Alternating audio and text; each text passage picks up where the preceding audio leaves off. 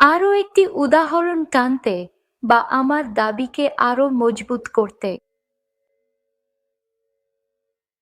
যেমন আমি আগেও বলেছিলাম যে সাই বাবাকে দোষী সাব্যস্ত করা হয়েছে তার কথিত মাওবাদী সংযোগের জন্য নয়, বরং তার মাওবাদী সংযোগের জন্য দুঃখিত। এবং এটা আশ্চর্যজনক যে এই মানুষগুলো জাতিসংঘে আবেদন করেছে যাতে তারা হস্তক্ষেপ করে,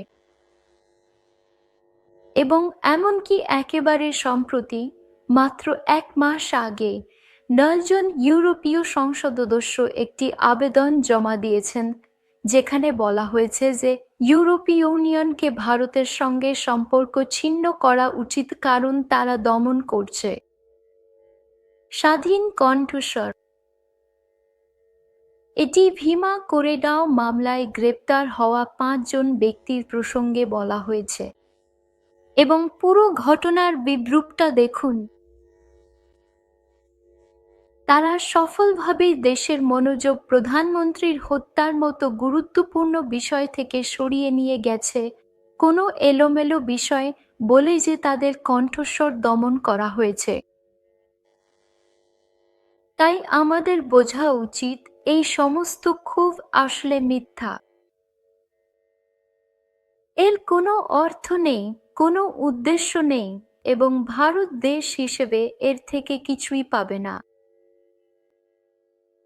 তাই আমার কথা হলো, একই বিষয়ে আরেকটি অসাধারণ উদাহরণ হলো এই পুরো কাবালার ঘটনা। তাদের ওজন দিয়ে এই জেএনইউ ছাত্রদের পেছনে যারা ভারত বিরোধী স্লোগান তুলেছে, অদ্ভুতভাবে একই স্লোগান হাফিজ সাইদের সভাতেও শোনা গেছে, এবং এগুলো ছিল, আমার মনে হয় যে কেউ টিভি দেখলে বুঝতে পারত যে সেগুলো একই ধরনের স্লোগান ছিল, কিছুই আলাদা ছিল না। এই লোকেরা দখল করেছিল, তারা ভারতীয় পরিবেশ ব্যবস্থায় ঢুকে পড়েছে।